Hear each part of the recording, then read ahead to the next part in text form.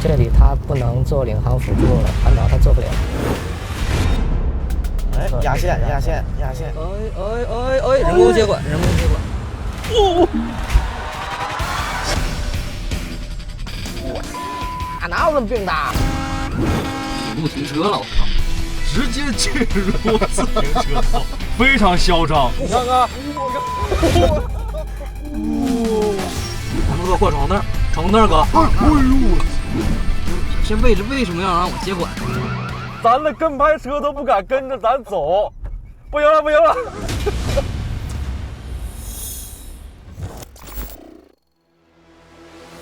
欢迎回到一车真10万公里长测的全新栏目，我是大驼。在这里，慎油异响得靠边，智驾进化开新篇。智能驾驶已开启。这一次我们全部火力集中行业沸点，领航辅助。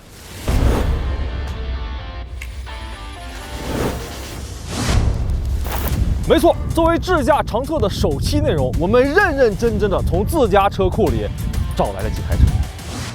分别是为家庭打造的5座新旗舰的理想 L7，这是我们首款全景智慧旗舰轿车的享界 S9。我们的目标呢，就是造一台掘墓卡梦想之车的小米速7 ，The best car in the world 的特斯拉 Model S Plaid， 西海岸南塞。哇，神仙打架！我知道啊，现在世家媒体呢就测智驾啊，就测领航辅助，但是咱们这个测试呢和常规测试相比，还真有那么一点点不一样啊，一点点。首先，所有车都是我们真金白银自掏腰包自费购买的啊，必须得保证观点不受限，包的。其次，我们是常测，固定路线，每天都测，一次100公里。所以这些车到底是越用越智能，还是越用越智障？为什么要让我接管？哎呦！累计测试1万公里之后，结果自然显而易见。最后，除了每天的固定路线之外，这些测试车在开测之前还必须走一遍我们额外设定的，包含环岛、窄路、学校、无红绿灯十字路口等等考验的极限魔鬼路线。看它这个形状啊，我们把它称其为纽博格林南环密云分环。首先汇报4台车的辅助驾驶设置啊，都调整在标准或者中间档位，类似通行效率优先、固定车速偏移都是关闭的状态，确保4台车能力一致啊，起跑线相当。4台车里除了小米之外，在测试当天呢都是最新的 OTA 版本，小米呢则是 1.4.8。至于没有给小米 OTA 的原因啊，得怪特斯拉了。啊，它的地图呢是主打一个测试我之前，我先教育教育你。哎，点呢？啊，零针起手就上难度。我们的智驾路线呢需要设置若干个途经点啊，特斯拉的途经点逻辑呢和我们的思维截然不同。我们的习惯呢是新加上去的途经点其实是最后一个路过的，对吧？但是特斯拉的逻辑呢会先去最后设置的途经点。不对，完了，这个丢了。也就是同样的途经点添加方式啊，特斯拉会先去 B， 再去 A。我们大概一共得设置15个途经点啊，这逻辑呢给我们团队整得团团转。啊，完了，给我那个是路径都干啥了？需要非常的可丁可卯。对，是的。一旦一个环节出问题，那是连锁的。啊，没从被特斯拉教育的思维惯性里出来，就直接开着 1.4.8 版本的小米出发了。但是呢，啊，问题不大。我们正好是这个智驾长测，看的就是这些新能源大聪明们的迭代变化，正好歪打正着。升级到最新的版本之后，我们又在第2天找了一个和4车测试接近的时间段，复测了一遍 1.5.5 版本的小米。因为不同版本差异带来的能力差别，我们后面会直接说明。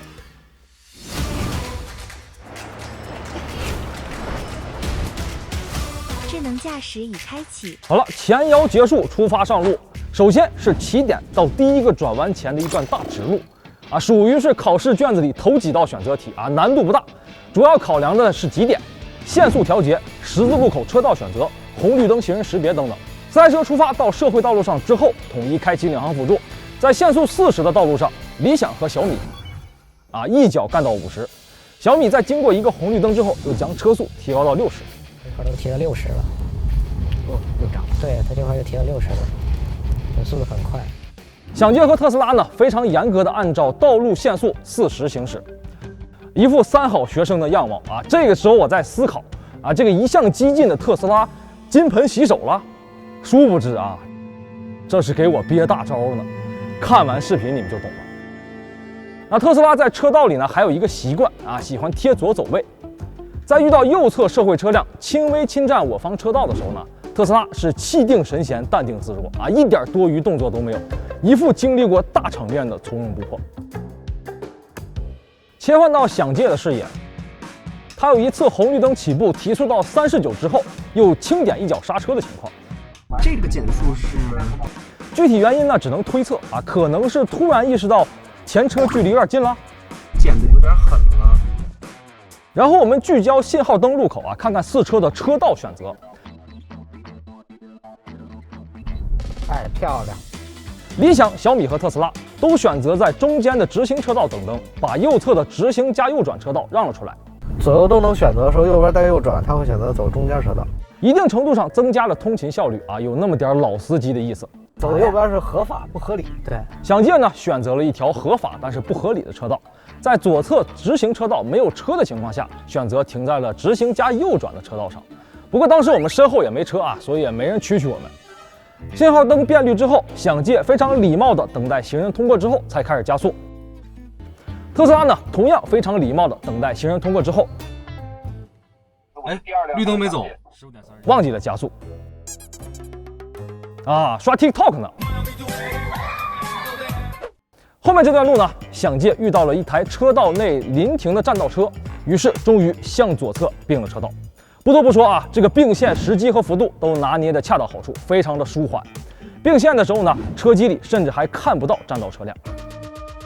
接下来是测试路线上的第一个右转弯，理想呢横跨3条车道开始右转，丝滑走位，自信满满，但确实是不太规范啊。直到快进入右转车道的时候，转向灯才亮起。小米、想界和特斯拉提前很久就进入到了这个待转区域啊，乖巧通过。然后就到了这张卷子第一个能区分开能力水平的大题——环岛。哥几个通过的方式呢，也确实是够魔幻的。想界表现是最好的，除了刚进环岛时地上标线不清纠正了一下，这个方向大概和稍微犹豫的一次并线之外，整个过程呢非常的平稳柔和。小米呢 1.4.8 版本啊是直接在环岛前面躺平的啊，提示接管。请注意接管已切换至居中辅助，你正在控制方向，辅助驾驶已暂停。这里它不能做领航辅助了，环岛它做不了。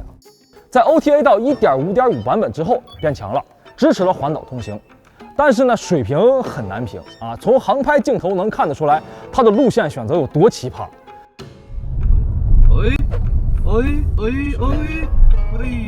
哎呦喂！在进入环岛前就想向左并线，几乎是要横跨3条车道，这才开进环岛。理想呢是强点有限，打着右转向灯的同时呢，向左变了一条车道。在通行环岛的时候呢，车道的居中能力欠佳。它这个在环岛里的选择线路跟居中并不是很有点生硬，车辆一直在车道内贴右行驶。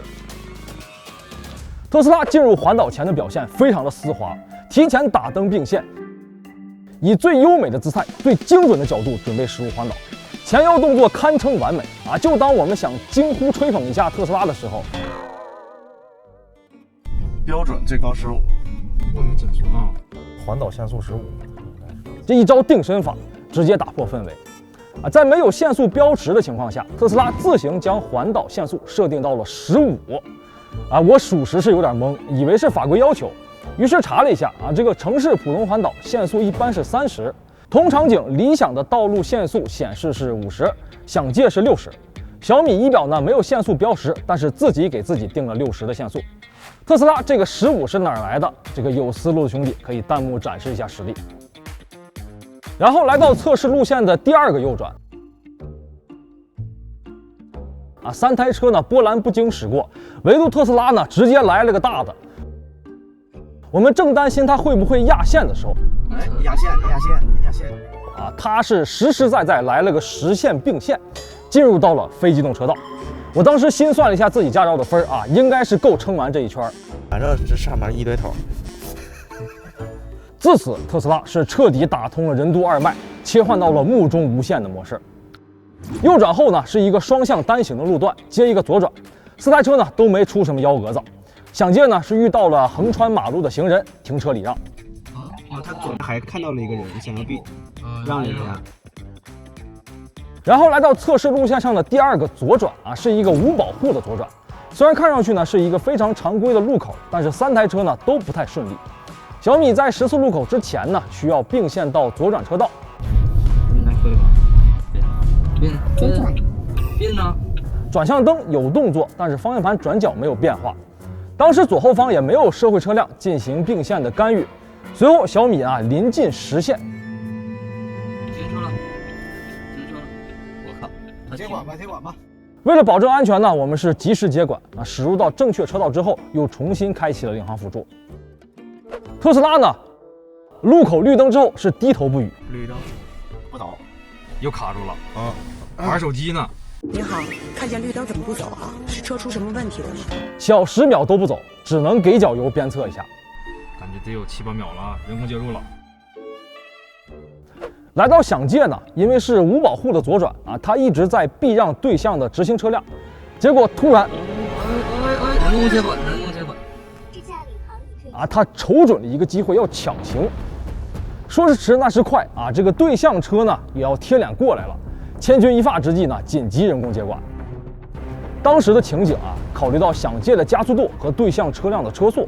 如果放任辅助驾驶不管啊，大概率保险公司就得出来平事儿了。那一朝被蛇咬，10年怕井绳这说法啊，好像放响界上也行得通。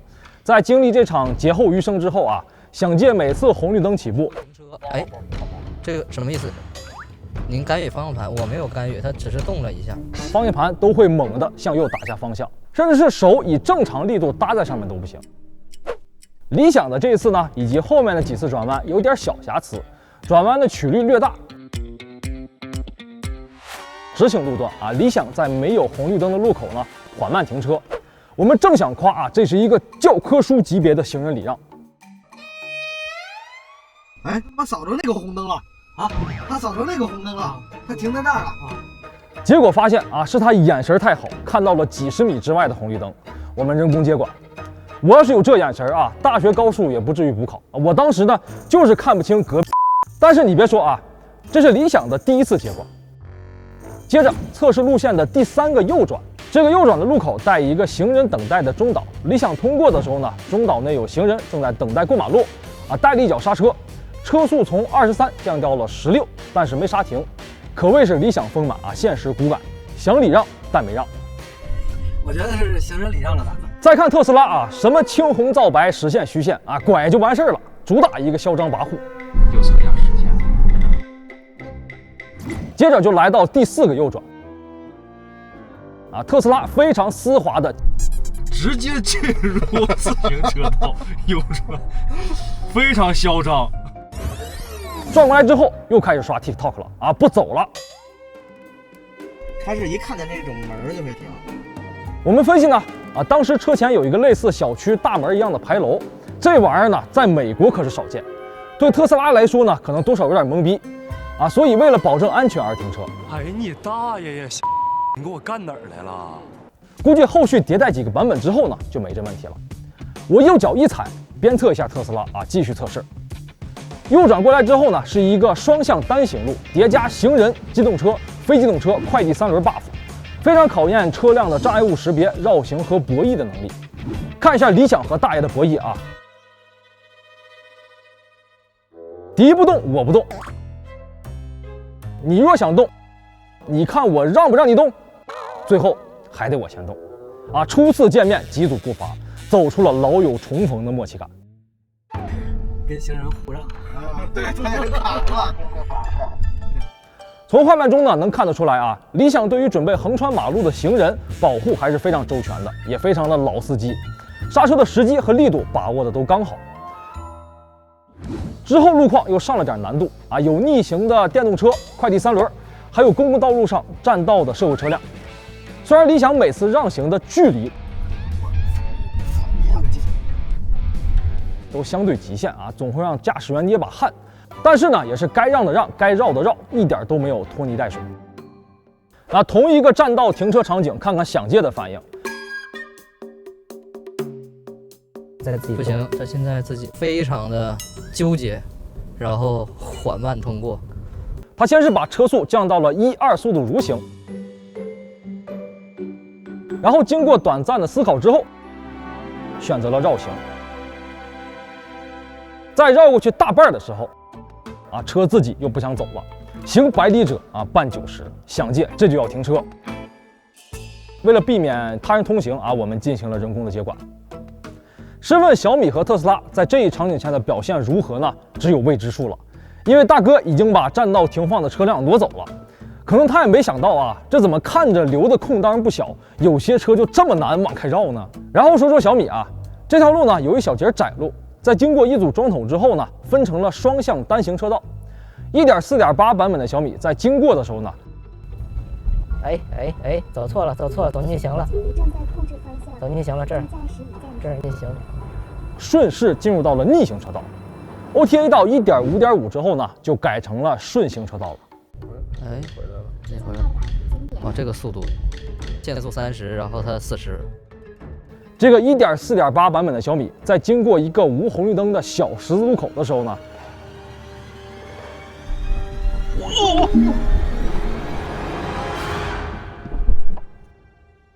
好在两车司机脚底功夫了得啊，制动及时，帮我们这个可能是全北京公里数最高的小米保住了原版原漆。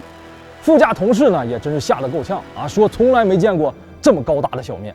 一个惊险的数字，10公分。OTA 到1.5.5版本的小米再次通过这个路口的时候呢，300米处有限速也是这脚油给的还是一样，路口不减速，还是一样，只不过今天就是没那辆车，依旧是我行我素，激进通过。通过路口之后，有2名想要横穿马路的老人出现在理想面前。前方一位老太呢伸手示意我们让行的同时，理想决定加速绕过。接管。我们是赶紧刹车接管啊，避免危险发生。随后到测试路线的第3个左转，理想呢又没有选择绕大弯，侵占了对向车道，压线驶离。接着到了测试路线的第4个左转，场景呢像极了想界上次险些剐蹭的无保护左转的路口。这次呢，他也没有让行对向的直行车辆，甚至在对方逼近的时候还有轻微加速的迹象。相同的路口啊，特斯拉咋回事啊？5秒钟啊，5秒钟，10秒，10秒钟啊，已经到10秒了。只是一味的玩手机刷 TikTok， 绿灯长达15秒都没动静。在后面社会车辆的趋势中呢，我是用右脚开始鞭策他前进，结果左转到一半，这还不讲，速度非常慢，在十字路口中间又不动了，甚至已经影响到了南北方向绿灯车辆的通行。反正当时呢，人行道上确实是有人，但是距离很远，疑似特斯拉是在借着这个礼让行人的契机啊，对我的鞭策表示不满。转过来之后是一段双向4车道的直路，想界呢遇到了一个社会车辆临时占道，本来想压实线并线绕行，结果因为左后方有社会车辆，以至于压线绕行并没有成功。接着到了测试路线的第5个右转啊，想界在右转过程中呢，别停了一个火急火燎的外卖小哥啊，别完拐过来之后呢，就这位置为什么要让我接管？提示人工接管啊，这真是甩了一手好锅啊！我实在是不理解他为什么突然间就让我接管。此时可以看到，那位外卖小哥也是从左侧超越了我们，并在车外用眼神向我们示意，提醒车上的同事多喝热水。在此呢，也是向小哥表达一下歉意啊，这个弯拐的呢，确实是有点不太礼貌。右转过来呢，就又是一个能够区分水平高低的路段了，一个有着行人、非机动车、多辆违规占道停车的社会车辆，并夹杂着逆行非机动车的双向单车道路段。理想、特斯拉、想界没有丝毫犹豫啊，潇洒通过。这个避让倒是哇，很果断啊。他还在超车过程中，对，我这挺厉害的。对他直接全超了。对，他提前很久就来这根车道了，借道就是干。小米到这儿呢，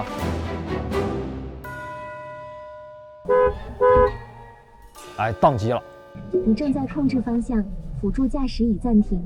显然这个场景呢对他有点超纲，无论是 OTA 之前还是之后，都没有分辨出这是一个占道停放的车辆啊，乖乖的排在了后边。2次测试呢都是人工接管通过，在车速的掌控上，怎么这么快啊？对，这个时候他就不应该亢奋。小米依旧是电光火石。在两边都是行人和自行车自己都要避让到骑着线行驶的情况下，速度都能飙到35。然后 OTA 到 1.5.5 版本之后啊，它在这条路上的行驶策略呢，明显是保守了一些。由于小米的停滞不前啊，本来前后出发的小米和特斯拉俩车的差距呢，逐渐被特斯拉给追上来了。追上了，咱们有点超了啊，超小米。到我们测试路线第6个右转的位置，特斯拉甚至觉得小米有点碍事儿。小米碍事儿，你看看，竟然想在自己的主场最擅长的非机动车道内侧超越小米。这个我们内道要超啊！赛博斗蛐蛐的场景，没想到这就开始上演了。特斯拉直接插到我们内线上了，超车。结果前面关门了，小米。结果呢，小米是提前关了个门啊，没超过去。特斯拉表示非常受挫。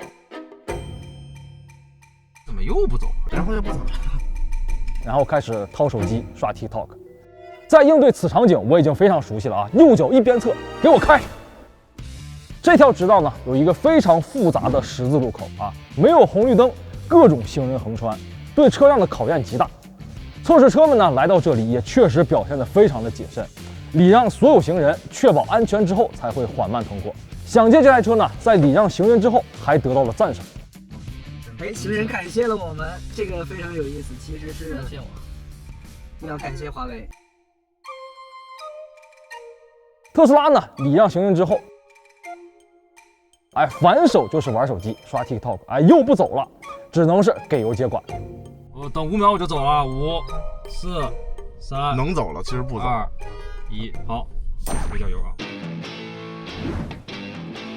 下面啊，难度拉满，来到了一个派大星形状的非对称的异形5方向路口，对4台车的感知层、决策层、安全机制都是严峻考验。正确的既定路线呢，是要通过这个十字路口之后呢，往右前方向行驶，而这个路口是有自己独立的红绿灯的，所以车辆非常容易被正前方的红绿灯所迷惑。哎，识别错误红绿灯，识别红绿灯。理想呢，咱们不走吗？不走，咱红灯。被正前方的绿灯迷惑了啊！前方车辆启动之后呢，它也随即启动，准备驶向规定路段。咱们如果过闯灯哥，他往那儿走，那错了，咱们路线是右边。为了避免造成违章啊，我们只能手动接管啊，直行走向了错误的路线。正走呗，得接管一次啊！看黄灯，它这个无障识别。想借呢，前车走了之后没跟着冲出去，我们一看，哎，这个有戏啊，要完美通过。结果等待正确的绿灯亮起之后啊，走啊！你看他又不走了，这边绿灯他又不走了。仔细一看呢，他其实是懵逼了啊，分不清哪个是对的绿灯，到底该不该走。最终呢，也是人为接管驶离该路口。理想、想借、小米都驶入了左侧车道。TikTok 资深用户特斯拉啊，在这里呢扬眉吐气了，提前驶入了右侧车道，并且顺利通过该路口。你说他不厉害吧？啊，他确实是通过这儿了。你说他厉害吧？这个异形路口之后遇到了一个即将横穿的电动自行车，他是一点动作没有，我人为迷路变线，避过险情。他刚刚是看那个车没减速，对，差点撞。然后就到了我们测试路线上唯一的一个掉头场景啊，同样难度相对较高。首先是特斯拉展示实力啊，他面对掉头呢，跳啊！打着左转向灯一动不动，姿态很像一个要左转的车。等到前方直行绿灯亮起的时候呢，他依旧是纹丝不动，是方向盘也不打啊，车轱辘也不转，一直到左转绿灯亮起啊，他琢磨了几秒。哎呀，我不是我，不是你，不是我。同样不太顺的呢，还有想借。这是可以调。哎，你为什么不调呀？他可能会选择从前面调吧。想界呢，不仅没有在掉头专用车道掉头，还跟随前车进入到了这个左转的待转区域。哎，这不整错了吗？同时，车机上的路线规划也是准备压着人行横道掉头。人行横道掉头啊，等待前车左转驶离之后，最终以碾压人行横道的方式完成了掉头动作。理想和小米呢，表现是一气呵成啊，在前方有左转待转车辆的时候，直接驶入掉头车道，顺利完成掉头。但是他俩的毛病呢，正好相反。理想的方向呢回的有点早啊，略微侵入了外侧车道；小米的方向呢回的有点晚啊，差点啃了一口马路牙子。其实 1.4.8 版本的小米在掉头的时候呢，并没有方向回得慢的问题。掉头之后呢，是一个右转啊，特斯拉是一如既往的，找到了属于自己的右转车道，然后在右转前表示不走了，想看会儿手机啊，就又停下来了。然后我开始倒数5秒啊，准备5秒之后接管。5、4、3、2。结果我脚还没动呢啊，还真唬住它了。怎么我一倒数完它就动啊？啊，自己开始往前走了，但是呢，没走多远又停了。给脚。最后还是得靠给油鞭策才继续前进。接着我们就来到了一段商场周围的小路啊，虽然狭窄，但是非机动车行人并不多，突发状况呢也比较少。四车的表现呢没什么大问题，只不过特斯拉在这条路口遇到红灯变绿的时候呢，又玩了会儿手机。绿灯后3秒左右自行起步，然后就直奔非机动车道进行右转。同一个右转的路口，理想是被社会车辆侵占了拐弯的路线，但是他是一点没惯着啊，没减速没让行，在相对极限的距离中与侵占行车线路的社会车辆擦肩而过。然后呢，4台车就准备上高速测试一下高速领航辅助的能力。在即将进入高速收费站前，理想又来了一回横跨3车道的并线。1.5.5 版本的小米在上高速匝道之前，即将向右前方行驶，往京承高速方向，并没有提前并入到这个目标车道，然后为了躲避身旁的大车啊，到这个实线跟前了，大灯，哎呦我的天，主路停车了，我靠！但是 OTA 之前的小米呢，提前并道做得很好，也顺利的通过了高速匝道。上高速以后，4台车高速领航辅助都没啥大问题，只不过特斯拉是以它标志性的压实线方式进入到了高速主路啊，毫不在乎。高速的主路上呢，理想是在最右侧车道以不到80的速度乖乖跟着一个大车走了好一会儿才开始并线超车。如果大家以后遇到类似的情况呢，可以在确保路况安全的情况下，手动打转向灯，让它进行并线动作。有关车速这方面啊，小米驶入高速之后，第一时间提速到120，看来它不仅是窄路着急啊，高速上提速节奏也很快。除了被大车压着车速的理想之外呢，想界和特斯拉是加速了好长一段距离才把车速稳定到120。那加速最慢的车反而是马力最大的特斯拉。市区挺嚣张啊，高速上放不开了。到下高速匝道的时候，这特斯拉才开始又秀了把实力，以接近80的速度啊冲进了匝道。其他3台车呢，在这里基本都是50车速。反正他最后呢，倒是带着车上2位慌张的乘客完成了这个匝道转弯啊，一副深藏功与名的样子，有点吓人啊！这个我操！出了高速之后呢，我们这段智驾测试环路呢，已经是要接近尾声了，并且没有什么高难度的场景了，以为4台车呢也不会有什么花活了。结果理想呢先发制人啊，在临近右转不到200米的时候，他还待在主路的最左侧车道上，可能也觉得来不及了啊，赶紧找机会往右并线。但是当时车流量不小，理想竟然在密集的车流里自己规划出来一条缝啊，准备直接从最左切到最右。哪有这么病啊？从车辆的 SR 界面能看得出来，被接管的时候呢，它确实已经规划好了路线。当时因为第一次的并线动作，已经把后车逼到减速，而最右侧车道的车呢，恰好又在理想身边。如果没有及时接管啊，发生剐蹭的风险很高。接管之后呢，我们在保证安全的情况下，慢慢把车并进了右侧车道，才再次开启领航辅助。同样位置的右转啊，特斯拉现在进入到它的专属右转车道的时机已经拿捏的越来越好了，提前很久就已经进入到了非机动车道，在右转的位置，哎，不动了，啊，仿佛是走到了车身的分岔路。一条是泯然众人的机动车道，另一条是他钟爱的非机动车道，他无比纠结。我现在有点不会了，那我倒一把。我在没有干预方向盘的前提下啊，给了脚油，帮他快速做出判断。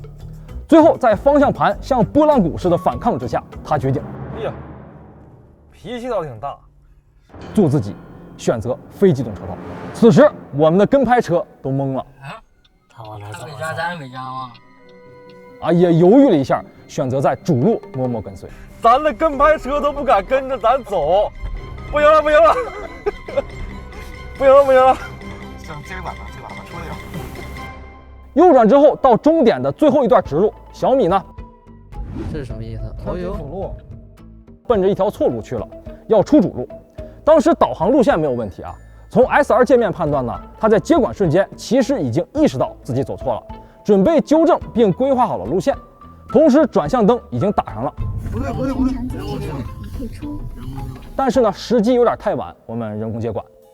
最后啊，抵达终点前的最后一个红绿灯，要不考虑一下看看这红灯呢？特斯拉选择闯过，其他仨车呢顺利抵达终点，测试结束。来，最后呢总结一下4台车在我们极限魔鬼路线的具体表现。先说特斯拉吧，这个车呢给我的感觉很像一个智商高但是不太听话的孩子，是4台车里唯一通过异形路口的角色啊，能力在线，但是呢目中无实线，喜欢贴左走位，钟爱非机动车道。可能目前特斯拉的规则里呢，默认右转车道就是最右侧车道。另外呢，也有多次绿灯但是不走的情况，不知道是中国特色的红绿灯组合排列存在识别障碍，引发了误读，还是说基于北美训练出的 FSD 有点水土不服。能感受到啊，它在国内呢还是有比较大的提升空间的。期待未来的 FSD 能够通过不断的算法优化和数据学习，逐渐克服这些小脾气啊，变得可靠起来。小米和特斯拉一样啊，喜欢贴左走位，在视野不好的狭窄道路呢，小米的车速属实是有点快啊，以至于差点跟小面相撞。对比 OTA 前后的版本呢， 1.5.5 的版本在小面路口依旧是一脚油门通过，老版本顺利拐上的高速匝道呢，新版本反而宕机了。虽然前后2次路况不完全一致吧，但是在变道策略上多少有点反向更新的嫌疑。如果主观体验评价啊， OTA 后的小米在借道超车、躲避行人的能力上，相比老版本更加丝滑，少了一些纠结。再来说响界啊，时不时呢会出现一些异常逻辑，比如无缘无故点一脚刹车，或者非常不线性的迅猛加速。转弯的曲率呢比较小，也会直接入侵到最外侧的车道。在无保护左转的路口啊，博弈策略存在不稳定的情况，有时候呢会让，有时候会直接前冲。转向灯的信号呢，有时候挺迷的啊，和预测会有偏差。认为需要打灯的时候呢，没动作，又会在莫名其妙的时候自己打灯。刚才他避让的时候，在学校门口避让的时候，就是没有打灯。这会儿我不知道为什么他又打灯。如果主观体验评价啊，响界 S9 对于行人保护方面非常的前置，在非路口、非人行横道线前都能够提前识别，尽早减速。整个过程呢非常的柔和，刹车力度适中，能够保证车内成员的舒适度，并且在没有红绿灯的复杂路口啊，它是仔细判定当前路况，确认行进路径安全之后才开始加速。最后是理想，它展现出一个稳定性的优势啊，接管次数最少，并线、绕行、礼让行人时候都比较果断，但是有时候呢又过于激进啊，比如它总会在临近路口的时候，在一个极限的距离做出连续变道的动作，甚至险些酿成事故。以上内容呢，只是我们智能辅助驾驶长测的一小部分。作为长测系列啊，肯定不会只做一个短期测试就结束。我们之后呢，会让这些车每天进行大约100公里辅助驾驶测试，昼夜交替进行，并且记录他们的行为轨迹，在长线的测试中观察他们的变化。测试路线呢，也比这次要简单一些。让我们期待他们在 OTA 更新中能否兑现承诺，或者在不依赖 OTA 的情况下，通过长期使用实现自我成长。经过短短的一圈智驾环线测试啊，4台车是几度上演惊魂一幕。由此我们深刻感受到啊，不论各大发布会上是怎么大肆吹嘘，当前的辅助驾驶水平呢，还远远未达到可以完全放心托管的地步。每个品牌呢，确实都有其优势，但是在这一次的测试中呢，没有一款智驾能让人真正的省心，哪怕一点点疏忽都会瞬间酿成事故，或者把你的驾照分一次性用完。因此呢，我们在此强烈呼吁大家啊，在日常使用辅助驾驶的时候呢，一定要保持高度的警惕，时刻观察路况，因为这只是一个辅助的工具啊，真正的安全还是掌握在驾驶者的手中。面对像今天这样复杂多变的路况啊，该自己开就自己开，安全第一。以上就是智驾长测的第1期，如果对您的选车用车有所帮助啊，一键3连就是对我们的最大鼓励。我是大图，我们下期再见。